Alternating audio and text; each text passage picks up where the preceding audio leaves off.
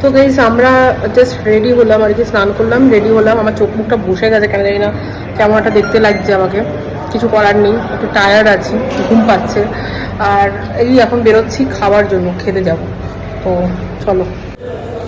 তো এই হচ্ছে আমাদের কালিকা ধামের আর কি ভেতর দিকটা। এই যে ঠিক এরকম টাইপের ভেতর দিকটা দেখতে পাচ্ছ, এরকম টাইপের।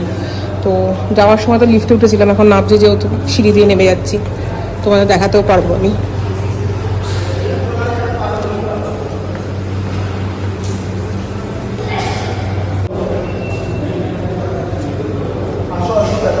তো বন্ধুরা এরকম কিছুটা সরস্বতী ধামের অবস্থা সামনে এখন রাইট নাও। এখন কটা বাজে আছে একটু দেখে বলো? 6:15। এখন 6:15 বাজে ঠিক। আর এখানে মোটামুটি ক্রাউড জমা হতে শুরু করেছে। তবে ক্রাউড যারা আছে তারা আর কি অ্যাকচুয়ালি রুমের জন্যই খুঁজছে আর কি, রুমের জন্য দাঁড়িয়ে আছে বেসিক্যালি। তো যাই হোক, আমি এখানে জিজ্ঞাসা করলাম, সেটা বলছি দাঁড়াও।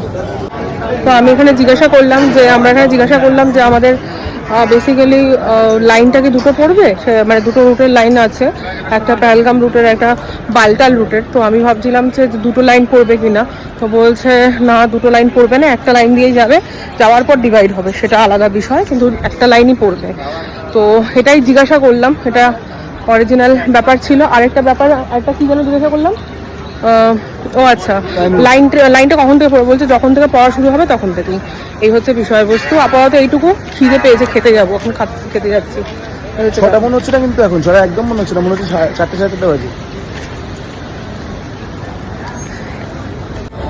তো গাইস এই হচ্ছে কিছুটা অবস্থা বৈষ্ণবী ধামের সামনে। এই যে দেখতে পাচ্ছ বৈষ্ণবী ধাম, এখানে রেটও লাগিয়ে দিয়েছে। তো এখানে ডরমেটারি রেট হচ্ছে 150 টাকা পার বেড পার ডে। এই হচ্ছে,